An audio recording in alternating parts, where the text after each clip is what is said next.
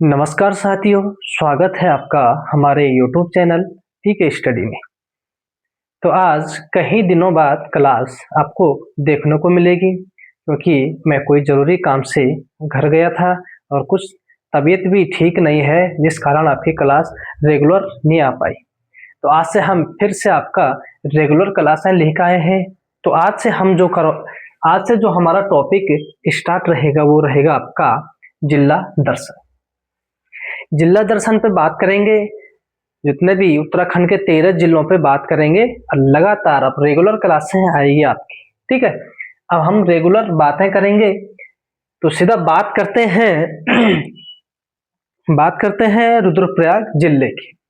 तो आज का जो हमारा सबसे पहले जिला दर्शन का जो टॉपिक रहेगा वो रहेगा आपका रुद्रप्रयाग जिला। क्या रहेगा? रुद्रप्रयाग।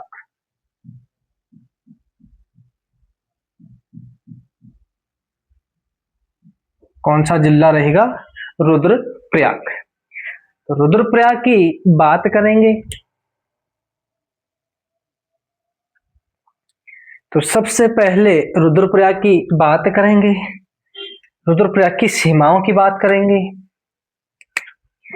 उत्तर में रुद्रप्रयाग उत्तरकाशी से सीमा बनाता है। उत्तरकाशी, उत्तर में रुद्रप्रयाग उत्तरकाशी से सीमा बनाता है। पूर्व में चमोली, पूर्व में किससे सीमा बनाएगा? चमोली से सीमा बनाता है। दक्षिण की बात करते हैं तो दक्षिण में पौड़ी से सीमा साझा करता है।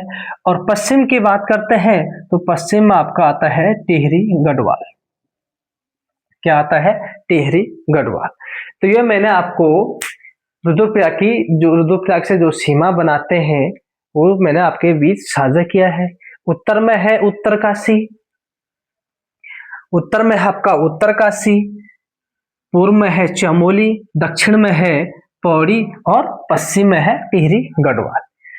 अब बात करते हैं सबसे पहले स्थापना की बात। स्थापना की बात, रुद्रप्रयाग जिले की स्थापना कब हुई थी? तो कब हुई थी? 16 सितंबर 1997 को। कब हुई थी? 1997 को। इसकी क्षेत्रफल की बात करते हैं। क्षेत्रफल की बात करेंगे तो क्षेत्रफल है 1984 वर्ग किलोमीटर। कितना है? 1984 वर्ग किलोमीटर। तो ये हो गई आपकी सीमाएं और ये हो गई आपकी स्थापना रुद्रप्रयाग जिले की। अब अगला देखते हैं, अब बात करते हैं पुराना नाम, रुद्रप्रयाग का पुराना नाम। रुद्रप्रयाग का जो पुराना नाम है वो है आपका पुनार। क्या है? पुनार। ठीक है, रुद्रप्रयाग का जो पुराना नाम है वो क्या है? पुनार। अब बात करते हैं कि महाभारत काल में महाभारत में रुद्रप्रयाग को क्या कहा गया था? रुद्रावत। रुद्रप्रयाग को महाभारत में क्या कहा गया था? ये कहा गया था रुद्रावत। रुद्रप्रयाग का पुराना नाम पुनार है। रुद्रप्रयाग की स्थापना 16 सितंबर 1997 और क्षेत्रफल आता है आपका 1984। एक बात आपको ये भी याद रखनी है, 1997 में 2 और जिलों का गठन भी हुआ था, तो हम इसको ऐसे याद रखेंगे RBC। रुद्रप्रयाग हो गया है, बागेश्वर हो गया है और चंपावत, तीनों का एक ही स्थापना दिवस है 1997। ठीक है, क्षेत्रफल 1984 वर्ग किलोमीटर। तो यह है रुद्रप्रयाग का मैप के माध्यम से आपको बताया है। अब बात करते हैं रुद्रप्रयाग क्या है? एक आंतरिक जिला। रुद्रप्रयाग क्या है? एक आंतरिक जिला। उत्तराखंड में कुल कितने आंतरिक जिले हैं? तो 4 हैं। कितने हैं? 4 हैं। तो रुद्रप्रयाग भी इनमें एक आंतरिक जिला है। ठीक है, और आगे जो 3 और जिले आते हैं वो आता आपका टिहरी गढ़वाल,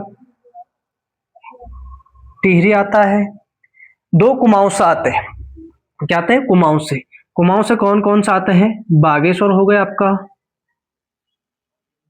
और अल्मोड़ा हो गया। कितना हो गए? 4। टिहरी, बागेश्वर, अल्मोड़ा और रुद्रप्रयाग। ये क्या है? आपके आंतरिक जिला। ना ये किसी देश से सीमा बनाते हैं, ना ही ये किसी राज्य से सीमा साझा करते हैं, इसलिए इनको क्या कहा जाता है? आंतरिक जिला। क्या कहा जाता है? आंतरिक जिला। अब बात करेंगे नगर पंचायत। तो नगर पंचायत की बात करते हैं।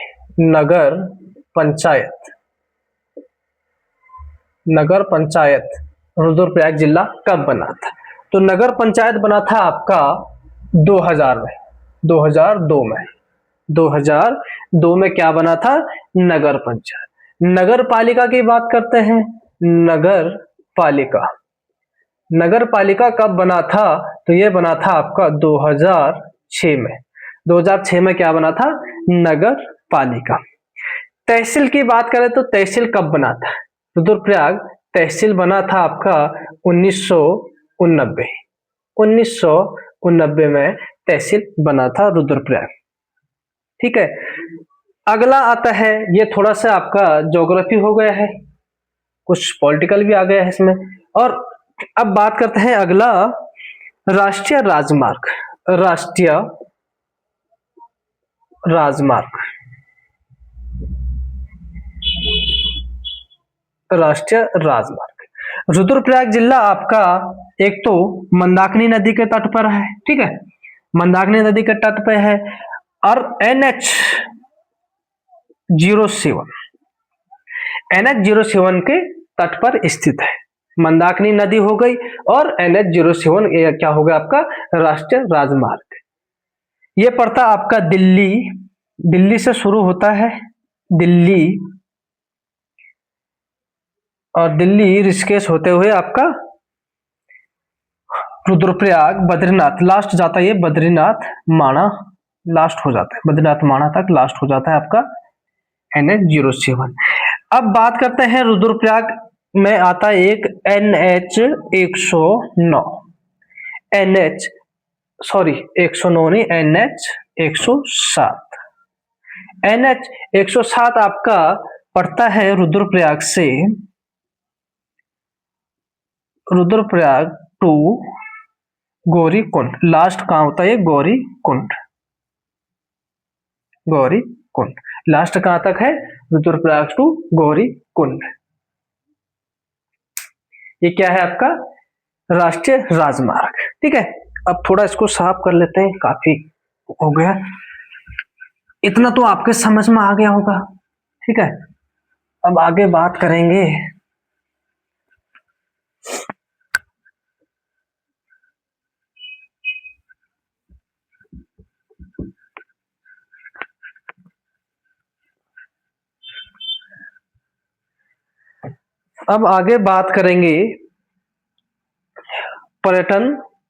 पर्यटक स्थल। ठीक है, पर्यटक स्थल पे बात करेंगे। रुद्रप्रयाग जिले के प्रमुख पर्यटक स्थल, ये क्या है? आपके पर्यटक स्थल। पर्यटक स्थल पे बात करेंगे। सबसे पहले आएगा आपका गुप्त काशी। क्या आएगा? गुप्त काशी। गुप्त काशी आपके मंदाकिनी नदी पर स्थित है। मंदाकिनी किस पे है? मंदाकिनी नदी के तट पर स्थित है गुप्त काशी। गुप्त काशी में भगवान शिव, क्या है?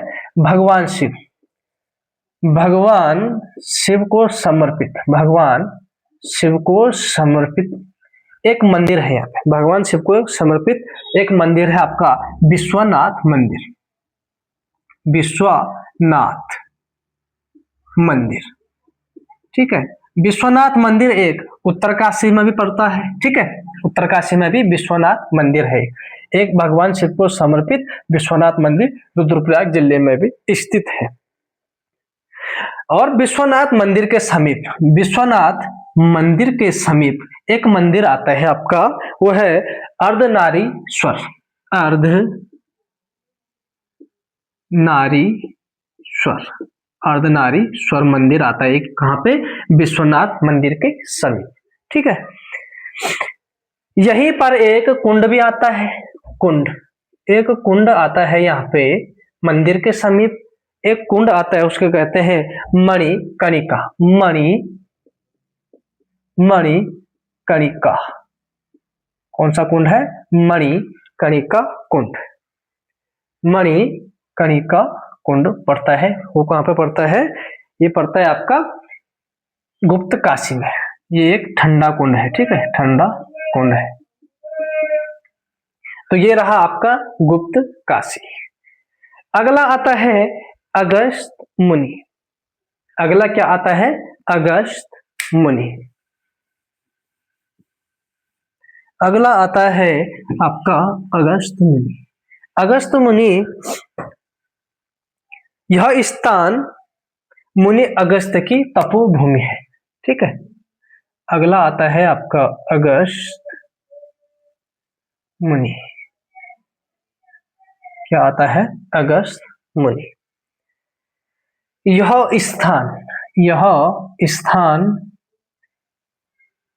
स्थान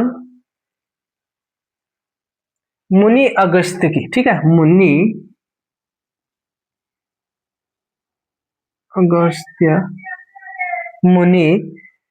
अगस्त्य की तपोभूमि है। ठीक है, अगस्त की तपोभूमि है, तपोभूमि। कौन सा है? अगस्त मुनि। अगस्त मुनि किन दो नदियों के तट पर है? तो अगस्त मुनि है आपका मंदाकिनी प्लस धूलगाड़। अगस्त मुनि किन दो नदियों के तट पर है? तो है आपका मंदाकिनी और धूलगाड़। यहाँ पर मुनि अगस्त्य के इष्ट देव अगस्तेश्वर महादेव का मंदिर है। यहाँ पर कौन सा मंदिर है?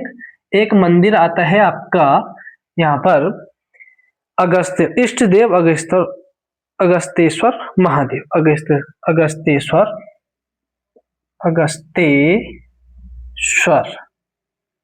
महादेव कहाँ पर आता है?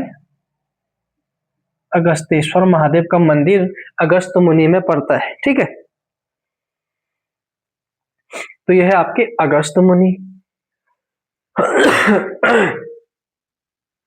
ये क्या है आपकी?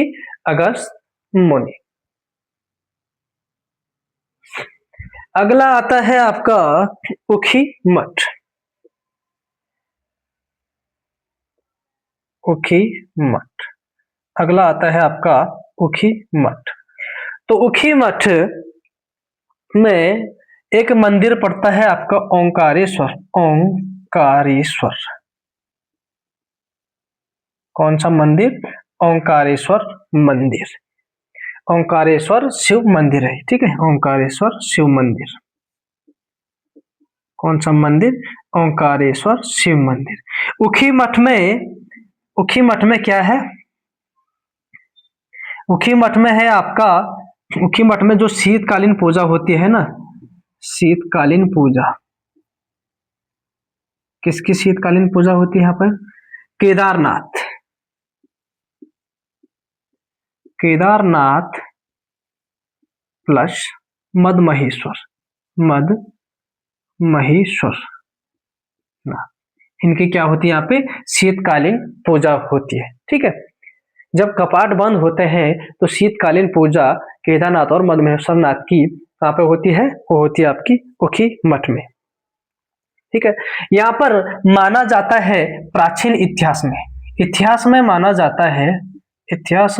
जाता है कि बाणासुर की जो पुत्री थी कौन? उषा। बाणासुर की पुत्री कौन थी? उषा। बाणासुर, एक सेकेंड है, कौन थे? बाणासुर की पुत्री कौन थी? पुत्री उषा। कौन थी? उषा। तो उषा का विवाह किसके साथ हुआ था? अनिरुद्ध, ठीक है, अनिरुद्ध के साथ हुआ था। कहां पर हुआ था?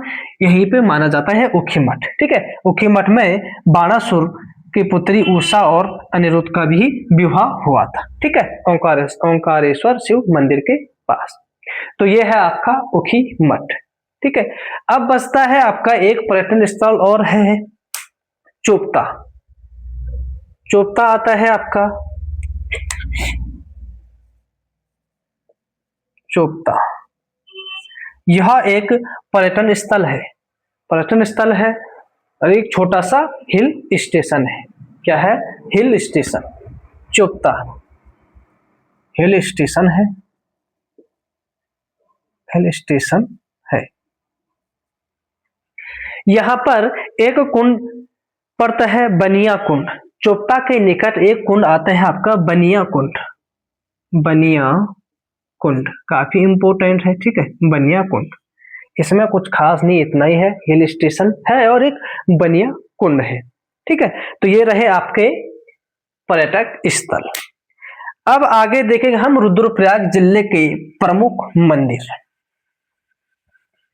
क्या देखेंगे? प्रमुख मंदिर।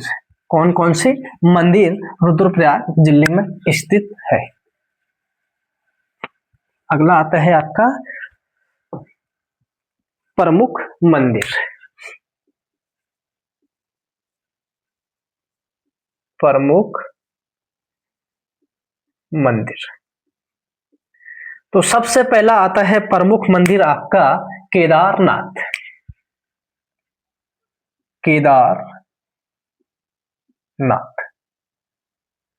केदारनाथ जो प्रथम केदार है। केदार क्या है?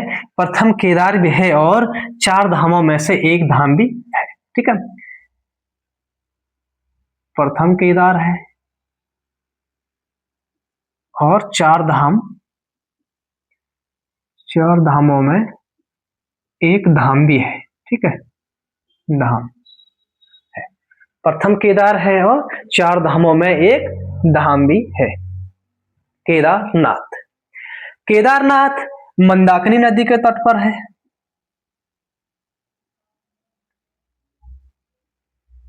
किस पे है? मंदाकिनी नदी के तट पर है केदारनाथ। कहां पर है? मंदाकिनी नदी के तट पर, ठीक है, केदारनाथ। तो केदारनाथ की जो शीतकालीन पूजा बताई थी मैंने, ऊखीमठ में होती है शीतकालीन पूजा बताई थी आपको। तो उसकी शीतकालीन पूजा होती है, वो होती है ऊखीमठ में। कहां पर होती है? ऊखीमठ में, मंदाकिनी नदी के तट पर स्थित है और प्रथम केदार और 4 धामों में से एक धाम है केदारनाथ। अब केदारनाथ की शैली की बात करते हैं। केदारनाथ का जो मंदिर है वो किस शैली का बना है? तो वो बना है आपका कतोरी शैली का बना हो। इंपोर्टेंट है, ठीक है। कई बार क्वेश्चन बनेगा कि भगवान केदारनाथ का मंदिर किस शैली में बना है, तो बना है आपका कतोरी शैली में। क्वेश्चन बनेगा कि भगवान केदारनाथ की जो शीतकालीन पूजा होती है वो कहां पर होती है, तो होती है आपकी ऊखीमठ में, ठीक है। तो ये है आपका केदारनाथ। तो केदारनाथ तो प्रथम के 3 केदार जो है, 3 केदार वो आते हैं आपके, जो 3 केदार आते हैं वो आते हैं आपके रुद्रप्रयाग में। प्रथम आता है केदारनाथ, ठीक है। अगला आता है मदमहेश्वरनाथ, अगला आता है तुंगनाथ। ये तीनों केदार कहाँ आते हैं? रुद्रप्रयाग में आते हैं। और 2 केदार कहाँ आता है? चमोली में, जो आता है कल्पेश्वर नाथ और रुद्रेश्वर महादेव, ठीक है। ये कहां पर आता है? ये आता आपका रुद्रप्रयाग में। 3 केदार आते हैं, केदारनाथ, मदमेश्वर और तुंगनाथ। और रुद्रनाथ और कल्पेश्वर नाथ कहां पे आते हैं? वो आपके चमोली में आते हैं। ये है आपके 3 केदार। अब केदारनाथ हो गया है। अगला बात करते हैं मदमहेश्वर नाथ। अगला केदार आता है मद महेश्वर, मद महेश्वर नाथ। ठीक है, ये क्या है आपका दूसरा केदार है, दूसरा केदार है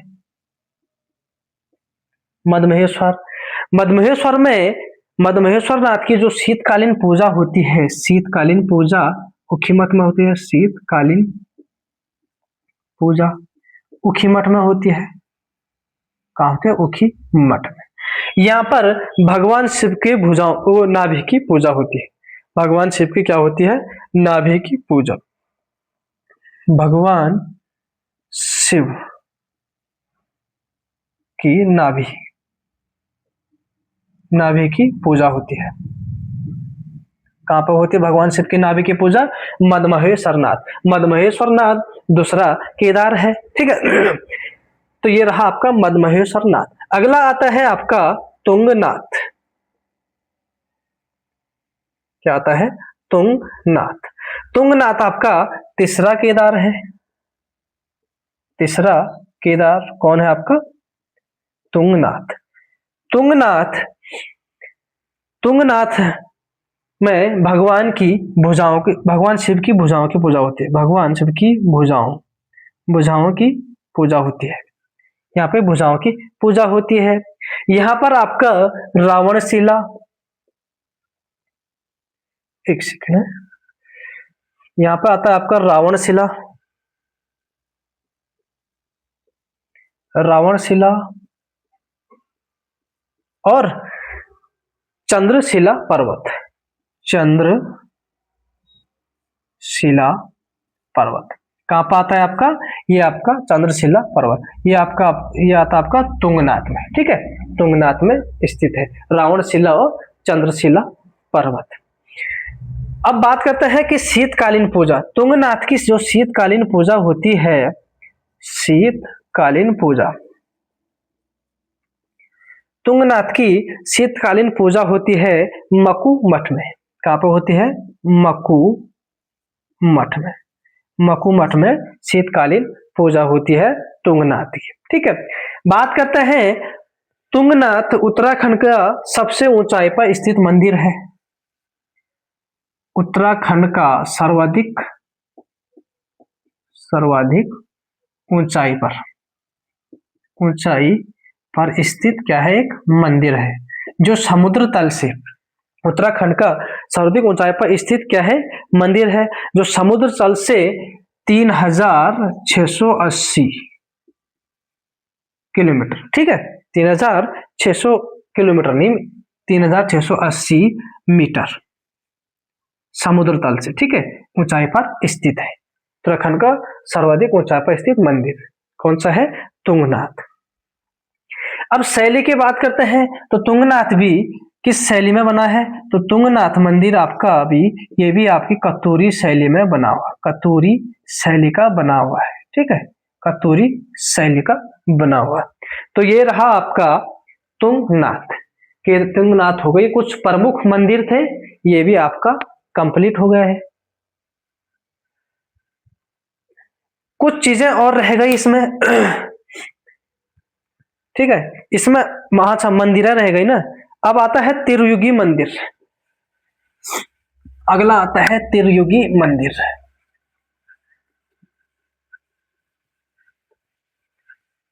अगला आता है आपका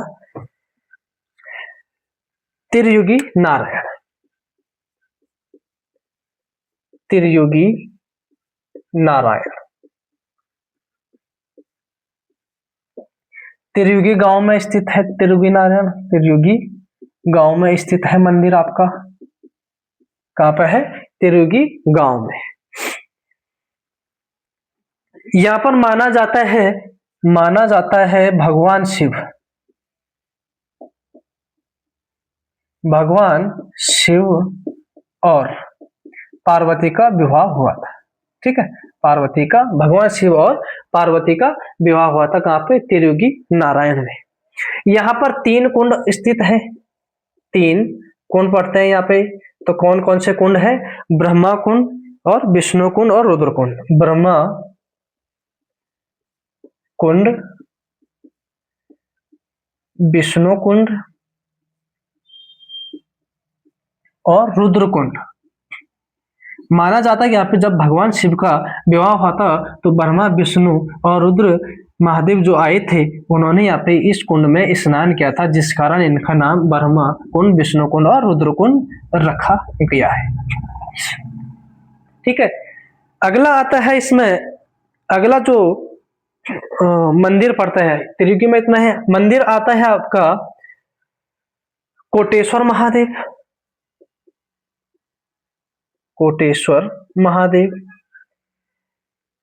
कार्तिक स्वामी, मंदिरों की बात हो रही, ठीक है, कार्तिक स्वामी। अगला आता है बसु केदार, बसु केदार। बसु केदार में एक लिंग पाया जाता है, भूमिगत लिंग, ठीक है, भूमिगत लिंग, भूमिगत लिंग, भूमिगत शिवलिंग, ठीक है, भूमिगत शिवलिंग। क्वेश्चन बनेगा काफी इंपोर्टेंट, ठीक है, भूमिगत। तो उत्तराखंड के किस मंदिर से भूमिगत शिवलिंग पाया गया है? तो वो पाया गया आपका बसु केदार। ये कहां पड़ता आपका? रुद्रप्रयाग में, ठीक है। मंदिरों की बात हो रही है, कोटेश्वर हो गया, कार्तिक स्वामी और बसु केदार हो गया। अगला आता आपका काली मठ, काली मठ हो गया है। अगला आता है सिरकटा गणेश, सिरकटा गणेश, सिरकटा गणेश, काली मठ हो गया, सिरकटा गणेश हो गया है। अब आता है बाणासुर, बाणासुर। अगला आता है हरियाली, हरियाली देवी, हरियाली देवी। ये सारे क्या हैं? ये रुद्रप्रयाग जिले के प्रमुख मंदिर हैं, ठीक है, जो एग्जाम के हिसाब से भी इम्पोर्टेंट है। ये मैंने आपको मंदिर बता दिए हैं। अब कुछ मेलों की बात करते हैं, इसको मिटा देते हैं, ठीक है। मेलों की बात करते हैं, रुद्रप्रयाग जिले में कुछ प्रमुख मेले जो एग्जाम के हिसाब से इंपोर्टेंट है, मेले की बात करते हैं। मेले, तो सबसे पहले आता है आपका जाख मेला, जाख मेला। जाख मेला कहाँ लगता है आपका? रुद्रप्रयाग में लगता है, ठीक है। जाख मेला गुप्तकाशी में स्थित है, जाख मेला आपका गुप्तकाशी में लगता है, ठीक है, रुद्रप्रयाग के गुप्तकाशी में, गुप्तकाशी में लगता है जाख मेला। जाख मेला बैसाख माह में लगता है, बैसाखी माह में लगता है, बैसाख माह में लगता है। कब लगता है? बैसाख माह में लगता है, बैसाख माह में लगता है। और यह मेला जलते हुए अंगारे, ठीक है, जलते, ये इंपॉर्टेंट चीज है, जलते हुए अंगारों पर किया जाता है, अंगारों पर किया जाता है। जलते हुए अंगारों पे कौन सा नृत्य किया जाता है? तो किया जाता है आपका जाख मेला, जाख मेला पे जलते हुए अंगारों पर नृत्य किया जाता है। अब अगला आता है भतुज या अन्नकूट मेला, भतुज या अन्नकूट, भतुज या अन्नकूट, अन्नकूट मेला, भतुज या अन्नकूट मेला। ये होता है आपका केदारनाथ में, केदारनाथ में, इंपोर्टेंट है, ठीक है, केदारनाथ में होता है आपका भतुज उत्सव और अन्नकूट मेला। ये कहाँ पे लगता है आपका? केदारनाथ में। रक्षाबंधन से एक दिन पहले, रक्षाबंधन के एक दिन पहले, रक्षा बंधन के एक दिन पहले, एक दिन पहले लगता है आपका अन्नकूट मेला, ठीक है। ये लगता है आपका केदारनाथ में। अगला आता है आपका, अगला मेला आता है मठियाना मेला, मठियाना मेला, मठियाना मेला हो गया। अगला मेला आता है हरियाली देवी मेला, हरियाली देवी मेला, हरियाली भी हो गया है, मठियाना भी हो गया। अब आता है वसुदेव मेला, वसुदेव मेला। तो ये सारे कहाँ लगते हैं मेले? आपके रुद्रप्रयाग जिले में। इंपोर्टेंट है सारे। जाक मेला गुप्तकाशी में जलते हुए अंगारों पे किया जाता है। बैसाख माह में भातुज अन्नकूट मेला आपका केदारनाथ में रक्षाबंधन के एक दिन पहले लगता है। अब मठियाना और हरियाली और वासुदेव मंदिर भी आपका मेला भी आपका कहाँ पे है? लगता है रुद्रप्रयाग जिले में। अब कुछ प्रमुख प्रमुख यात्रा की बात करते हैं। जो प्रमुख यात्रा होती है, यात्रा होती है रुद्रप्रयाग जिले में, वो है आपका मनना माई की जात। मनना माई की जात, मनना माई की जात, मनना माई की जात कहाँ पर होती है? ये होती है प्रमुख यात्रा है जो रुद्रप्रयाग के उखी मठ में। मनना माई की जात कहाँ पर होती है? उखी मठ में, रुद्रप्रयाग के उखी मठ में। इंपोर्टेंट है, ठीक है। उखी मठ में होता है मनना माई की जात। तो अब आगे चलते हैं। यात्रा में तो यही है। आगे बात करते हैं ताल और झील। पहले इसको मिटा देते हैं, ठीक है। जात भी हो गई है। अब अगला बात करेंगे ताल और झील। रुद्रप्रयाग के ताल और झील। ताल और झील, तो ये है आपके ताल और झील की बात करते हैं। रुद्रप्रयाग के ताल और झील। तो रुद्रप्रयाग में सबसे पहला आता है चौराबाड़ी ताल। चौराबाड़ी ताल, कौन सा ताल? चौराबाड़ी ताल, जिसको हम गांधी सरोवर के नाम से भी जानते हैं। गांधी सरोवर, सरोवर के नाम से भी जानते हैं, या सरवदी ताल के नाम से भी जानते हैं।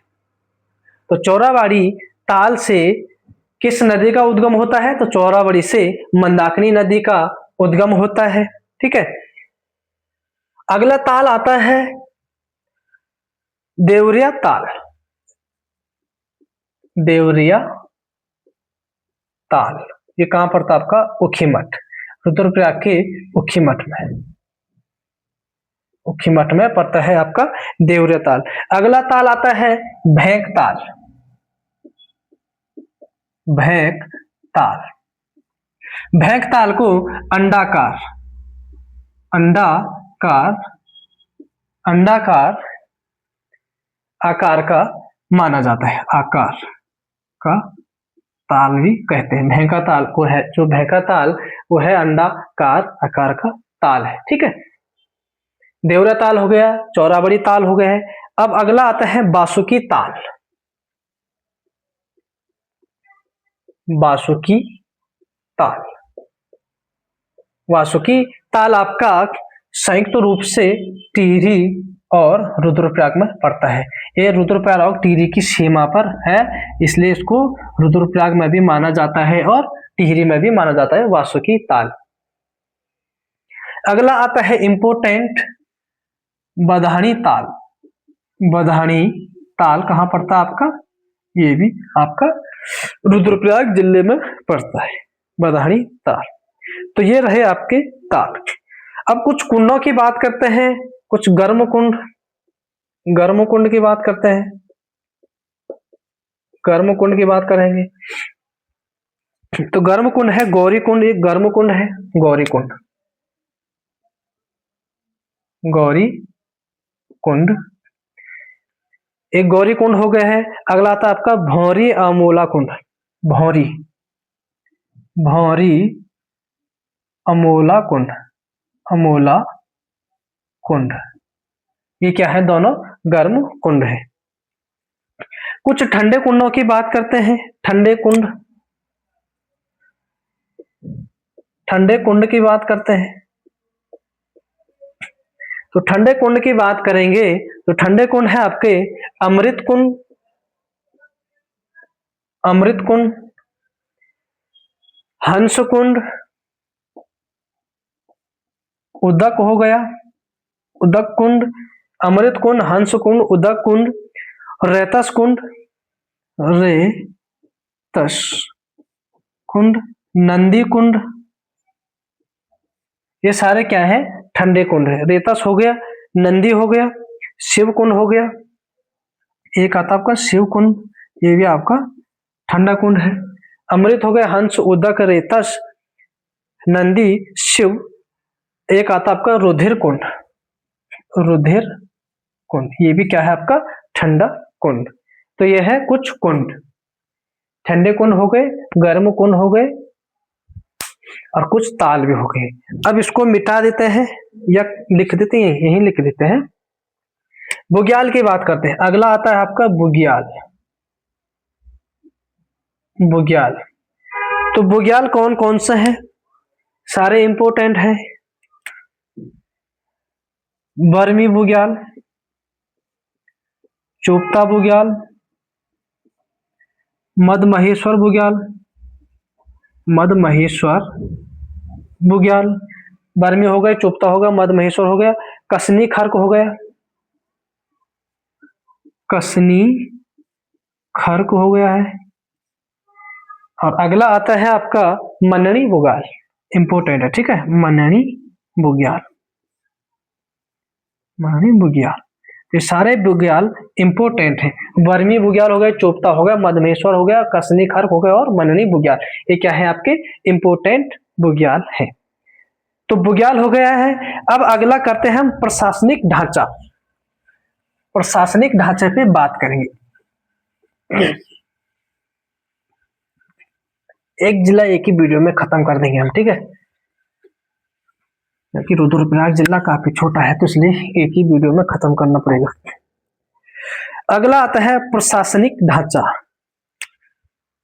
अगला आता है आपका प्रशासनिक, प्रशासनिक, एक सेकेंड,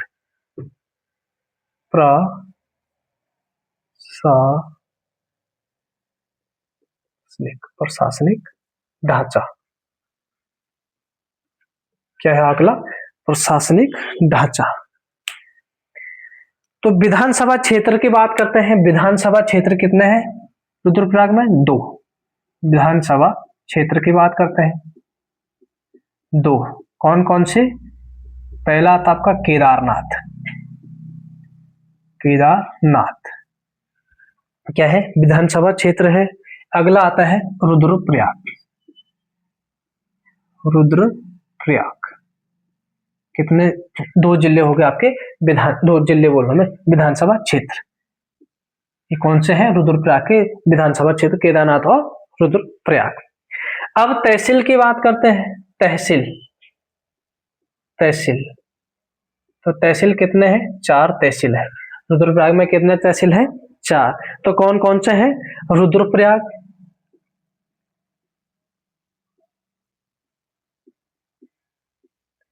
अगला आता है ऊखीमठ,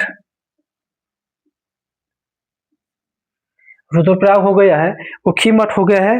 अब आता है आपका बसुकेदार, अगला आता है बसुकेदार, बसुकेदार। और अगला आता है चौथा जखोली, जखोली, जखोली ये क्या हो गया आपकी? तहसील हो गए। रुद्रप्रयाग, ऊखीमठ, बसुकेदार और जखोली, ये क्या हो गए आपके? तहसील हो गए। अब विकास खंड की बात करते हैं। अगला विकास खंड, विकास खंड की बात करते हैं तो विकास खंड कितने हैं? 3 है। रुद्रप्रयाग में 3 विकास खंड है। कौन कौन से है? पहला आता आपका ऊखीमठ, ऊखीमठ। अगला आता है आपका जखोली, ऊखीमठ हो गया है, जखोली हो गया है और अगस्त मुनि हो गए। तीसरा आता आपका अगस्त मुनि, अगस्त मुनि। तो ये क्या है आपके? विकास खंड। विधानसभा क्षेत्र हो गए केदारनाथ, रुद्रप्रयाग। तहसील हो गए 4, रुद्रप्रयाग, ऊखीमठ, वसुकेदार और जखोली। विकास खंड हो गए 3, ऊखीमठ, जखोली और अगस्त मुनि। अब है आज का जो लास्ट है वो है आपकी जनसंख्या। जनसंख्या की बात करते हैं। जनसंख्या, रुद्रप्रयाग जिले की जनसंख्या कितनी है? तो 2,42,000, 2,42,000 285, ठीक है, कितना है 2,42,285 जनसंख्या है। जन घनत्व की बात करते हैं, जन घनत्व, तो जन घनत्व कितना है 122, 122 जन घनत्व है। अगला आता है आपका लिंगानुपात, लिंगानुपात, लिंगानुपात, तो लिंगानुपात कितना है रुद्रप्रयाग का, तो यह 114 लिंगानुपात है। अब साक्षरता की बात करते हैं, साक्षरता, साक्षरता, तो रुद्रप्रयाग जिले की साक्षरता 81.3% है, ठीक है, जिसमें पुरुषों की साक्षरता है, पुरुष की बात करते हैं, पुरुष की साक्षरता कितनी है, पुरुष की है आपकी 93.90%, ये क्या है पुरुषों की साक्षरता है। और महिला की साक्षरता है, महिला की साक्षरता है 70.35, 70.35, ये क्या है महिला की साक्षरता है। तो ये रहा आपका रुद्रप्रयाग जिला। तो आज हमारा रुद्रप्रयाग जिला कंप्लीट हो गया है। कल हम नए वीडियो में नए जिला लेके आएंगे ताकि हमारा कंटिन्यू चलते रहे। तो आपको मैं उम्मीद करता हूं कि आप लोगों के समझ में रुद्रप्रयाग जिला समझ आए। मैंने वही चीजें करवाई है जो एग्जाम के हिसाब से इंपॉर्टेंट है, बाकी फालतू चीजें लिखा के कोई फायदा नहीं, ठीक है। तो मिलते हैं आपको कल नेक्स्ट वीडियो में, आज के लिए इतना ही, थैंक यू।